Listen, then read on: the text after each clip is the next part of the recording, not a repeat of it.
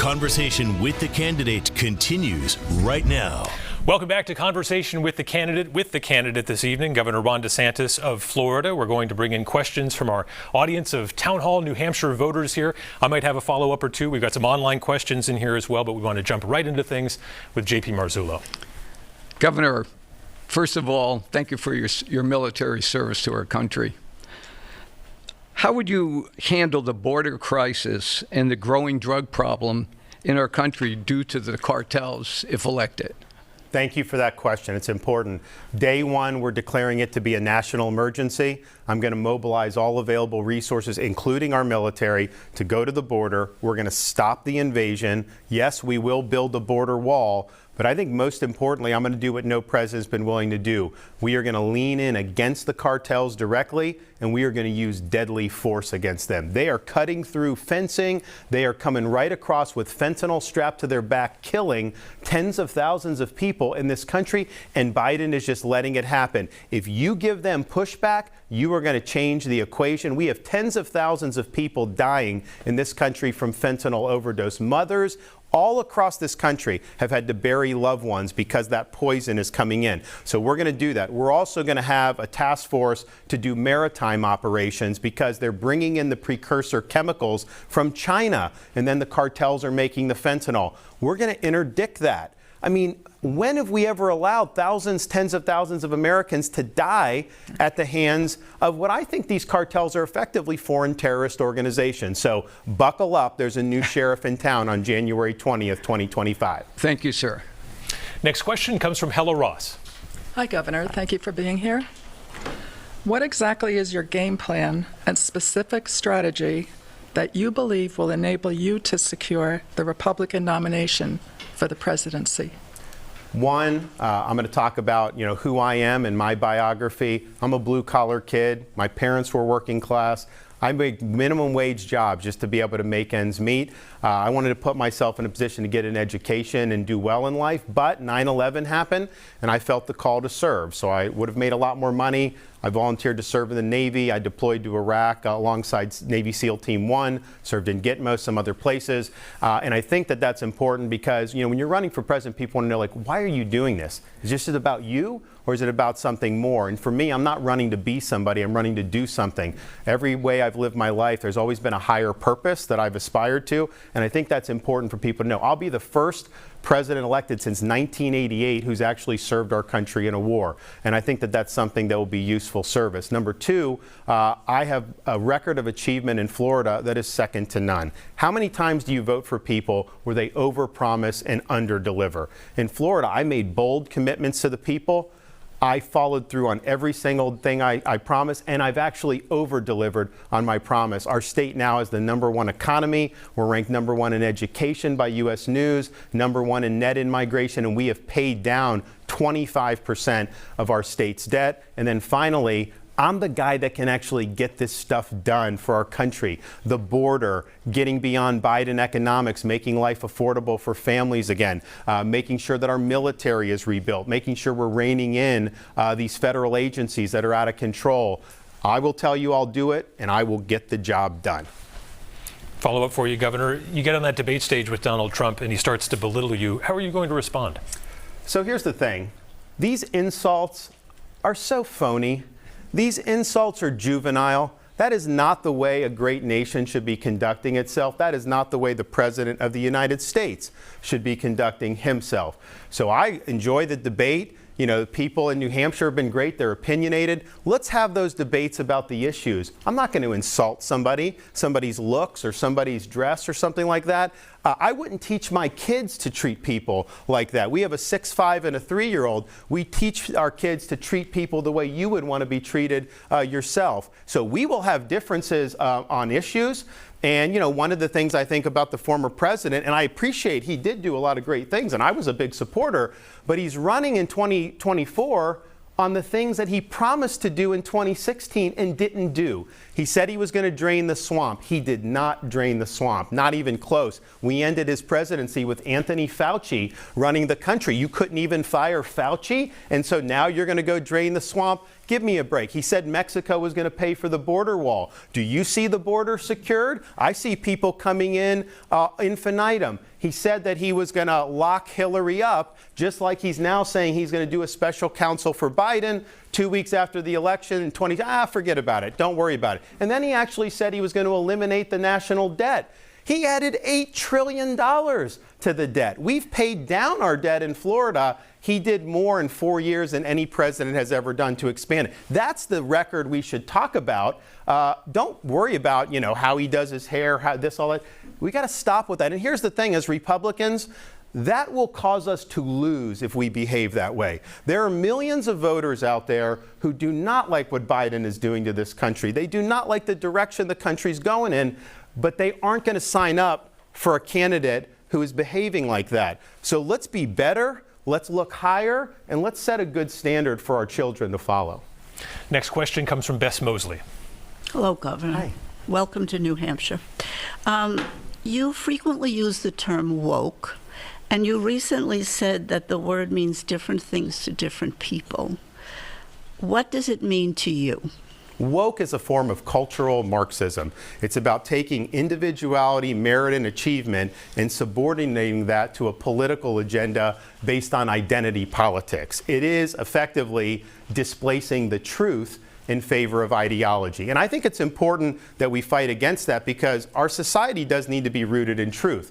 Don't tell me that a man can get pregnant and expect me to believe that. That is not true, and we can't govern our society based on things that are not true. Second, when that ideology takes hold of institutions, it corrodes the institutions and it produces bad results. For example, when you have woke overtake parts of the economy with things like ESG, they attack energy, they attack other things. The average person ends up poorer as a result of that. When woke overtakes education, you get indoctrination and students end up performing worse as a result of that. When you have ideological prosecutors get into office in cities like San Francisco, they stop prosecuting criminals. The inmates run the asylum. The average person ends up less safe as a result of that. Every jurisdiction in this country that has indulged in this type of leftism, city or state, has failed. How do I know that? Because people that are fleeing are coming to my state in Florida and they're telling me the story about it. So this is not just an academic debate. It's, do we want policy based on tried and true principles, enduring principles that have made our country great? Or are we going to go on some ideological joyride, let people out of prison, do this, do that, and see our quality of life be destroyed? Woke needs to die. Next question comes from Karen Manaski. Welcome, Thanks. Governor DeSantis. My question has to do with the division that I see. I see it. I see a lot of it mostly on media, but I also see it during this election seasons. And my concern is that this needs to change. It's just, it's not healthy. So my question is, how would you unite us as Americans? And then I have a second part to that, Well, if that's fine with the rules, I'm good with that. Okay. What can I do, or what can we do to help be united as Americans? Well, I think it's a great question, and it's different today than when I was growing up as a kid. In terms of these, I didn't know who was a Democrat and Republican when I was growing up. I mean, I just didn't. We all, believed in God, loved our country, we're patriots. That's just the reality. So here, I think a couple things. One, in Florida, I got elected in 2018 the first time by less than 1% of the vote. My state was viewed as evenly divided, pitch battles, 1% races. And I came in and I led unapologetically. I didn't take polls. I did what I thought I was right. I delivered results. We were able to win re-election by 20 points. And so we brought a lot of people on our side who weren't on my side to begin with. That's really what you want to do. You want to produce results that attract people to your side. So I think we were successful in doing it. Doesn't mean you're going to make everybody happy, but I wanted to make sure I was appealing to people, not just Republicans. I mean, I wanted independents and Democrats to support me. So that's the first thing. Second thing is the way I view governing is, you and I could disagree on 80% of the issues, but if we agree on the 20%, I'm willing to do battle on the 80, but then we should work together on the 20. You can't say that just because someone's averse to you on one issue that you're never going to work with them on other things. So I'm willing to work with people and find areas of agreement. I'm not going to give away my principles or anything like that, but I do think we've put ourselves in these camps, and there's nothing wrong with doing battle. I'm as bold as anybody. When I plant a flag in the ground, everyone knows where I stand, and that's fine. But it doesn't have to consume you, and you don't have to hate people, who may come at a different perspective on that. And so, my door will be open. I'm going to beat the woke left on all these issues, but, there's going to be other issues, where people across the political spectrum, are going to want to come together. We've got to take those opportunities to get things done. What can you do? I think, look, at the end of the day, we can't have a society in a country that's going to be successful, if neighbors hate each other just based on, what candidate they're supporting for a political office. And so let's go back to first principles. Why is our country unique? We're unique because we said our rights are God endowed. We create government to protect our rights, and we're unique in understanding these inalienable rights. So let's work from that, our constitutional principles. Some people are going to have different policy prescriptions, that's fine, but we should be thankful we're Americans. I would not want to have been born anywhere else in this world, and our country is going in the wrong direction. So let's get it going in the right direction, and let's get this country back to where it should be. Thank you. Thank you, Karen. Next question coming from the online world, and Robert Van Oorstrand. What policies will you put forward to lower the cost of energy in the country and in New Hampshire? We are going to open up all of our domestic energy production. We have the most oil and gas of any country in the world. And what Biden is doing, he wants to kneecap that. First of all, that means people pay more. Means businesses pay more to produce their products. It has a bad impact on our economy, fewer jobs. So opening that up, more jobs, more industry, expands our industrial base. It does lower inflation when you see the cost of oil and natural gas go down. But here's the thing, we will be more secure as a country to be energy independent. We should never ask Maduro for oil. We should never have to do Iran or the Middle East or any of these people. So when you're doing that, who does that weaken when we're energy independent? It weakens Vladimir Putin. It weakens Iran. It weakens Venezuela. Isn't that something that's good for our national security? So I think this whole idea of a Green New Deal, they're trying to force a transition on society that is not ready to happen. California is trying to do that. They have blackouts. They literally said you're going to have to do an electric car. All new cars are going to have to be electric in 5 years or something like that. They make that announcement. Then 2 days later, they make an announcement. All electrical vehicle owners, do not plug in your vehicle because we can't support it on the power grid.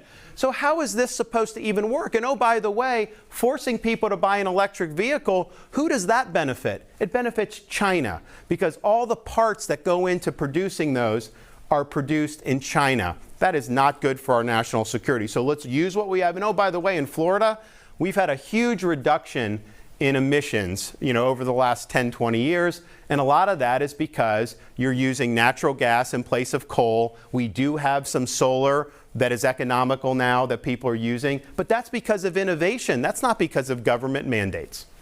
Next question comes from Kevin Donahue. Hello, Governor. Welcome to New Hampshire.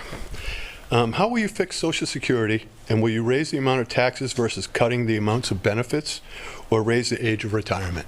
Great question. So anybody who's on Social Security, we're going to make it work for you. So don't worry about benefit cuts. Don't worry about any changes to that. I have long thought that the program in terms of the demographics, should reflect life expectancy, right? Because when it started, life expectancy was lower. And people have had different proposals about doing that. I think the problem with that now is life expectancy in the United States is declining. And it's declined pretty dramatically in the last 4 or 5 years. And so I'm not sure that doing something on that retirement age when life expectancy is collapsing is something that would make sense. We got to address the issue of why life expectancy is going down. I think there's a lot of different reasons for that. I think some of it goes to the economy. I think some of it goes to mental health. But at the end of the day, Promise made is a promise kept. You know, we're willing to work on a bipartisan basis for the long term to ensure the strength and stability of Social Security. I think it's something that people depend on. I'm the governor of Florida, so I know a lot about people needing Social Security, and I think back to my grandmother that lived till she was 91. That was her sole source of income as a senior citizen. And I know that's not true for all seniors, but it is true for a lot of seniors. And so it's really, really important that they have the ability to take that to the bank, and you can with me as president. And Governor, privatization, is that on the table if you're the president? You can't privatize. So like the idea, like if they would have started in 1935-6 and allowed private accounts, people would have made way more money. There's no question about it. And it would have been very beneficial for people. The problem now is Social Security is not running the surpluses that it used to run. And so the whole idea was if you took the surpluses, people could invest. That's not even in the cards right now. So that's not going to happen. You know, Social Security is going to continue the way it is. And I think we just need to make sure that the people that depend on it have their benefits honored. Next question comes from Leonard Morrill. Welcome. As candidates come through New Hampshire, we often ask them what they would do as a president that really needs the help from Congress. And with what's going on down in Congress, how will you accomplish anything? Well, it's, you know, so I was U.S. Congressman for 3 terms. I've recovered from that experience, mind you. I am doing very well as an adult, so don't worry. But, you know, you got to know how these guys think. And if you think you're just going to browbeat them into doing what you want, that's not the way it works. That's not how I've worked with my legislature in Florida, for example. And the governors in the legislature in Florida had a lot of conflict before I became governor, and we've worked very well. And part of it is because I recognize they're a separate branch of government. They got elected on their platforms. They have certain things they want to do. And so the idea that they should just bow down to me as the executive, that's not how I conceive it. We got to work together. Okay, what's important to you as a congressman? Okay, well, look, as long as that doesn't violate my principles, I want you to be successful. So as president, I'm going to help you get that done. Now, here's what I'd like from you. You know, I'd like your help on the border. I'd like your help on energy. I'd like your help on the economy. And I think that's the type of attitude you have to have. And when I became governor, we had our first legislative session. Even the liberal media was saying, this is the most productive legislative session in decades in Florida. Wow, how great. Every single legislative session since then, we've one-upped it. So our most recent one was by far the best that we've had. So I think we understand how to work with people in the legislative branch. I think the fact that I served a short time in Congress will be helpful. You also need to be mindful about what can you get through the House versus what can you get through the Senate. So for example, in the Senate, you can do 50 votes with budget reconciliation. If it doesn't fit into that, you need 60 votes. You may not have 60 Republicans, probably not. So if you don't, are you going to be able to get Democrats to get to 60? And if you can't get to 60, can you use the reconciliation vehicle to be able to advance? We're already going through all of that. You know, as we're campaigning, you kind of campaign in poetry, but you govern in prose. So on day one, January 20th, 2025, we're going to have all the executive orders we want written, all the legislation we want Congress to consider is going to be ready. We're going to know what we're going to do with the Senate, working with them to do budget reconciliation. And we're going to have thousands of political appointees ready to be submitted to the Senate January of 2025. The way I view it is you have certain windows in government to strike while the iron's hot with Congress. Those first 100, 150 days, you have got to get the job done then. That's going to be your high watermark in your first term. And so we're going to be ready to strike. Thank you. Governor, we've got about 30 seconds left. Is there a Democrat on Capitol Hill that you would work with as president? I'll work with anyone that wants to work with us. I mean, at the end of the day, you know, you can disagree on issues, but if there are areas of agreement, work with each other. I don't think there's anything wrong with that. And I'm somebody that, man, we can have pitch battles over some of these things, and we will fight, and I'll be tough. But you know what? The next day, there's a new issue. You got to be willing to turn the page. And you got to start trying to work to get something done on the next one. All right, Governor Ron DeSantis, thank you for joining us on Conversation with the Candidate. Thanks so much. This conversation will continue online. That's all the time we have for right now. Keep in mind, next week we'll have former New Jersey Governor Chris Christie on the program. While we are signing off for television, switch it over to your mobile app or the website because we're going to do another half-hour commercial free with Governor DeSantis. Thanks again for your time. Thank you. Appreciate it. Thanks, guys. Thank you. Great question.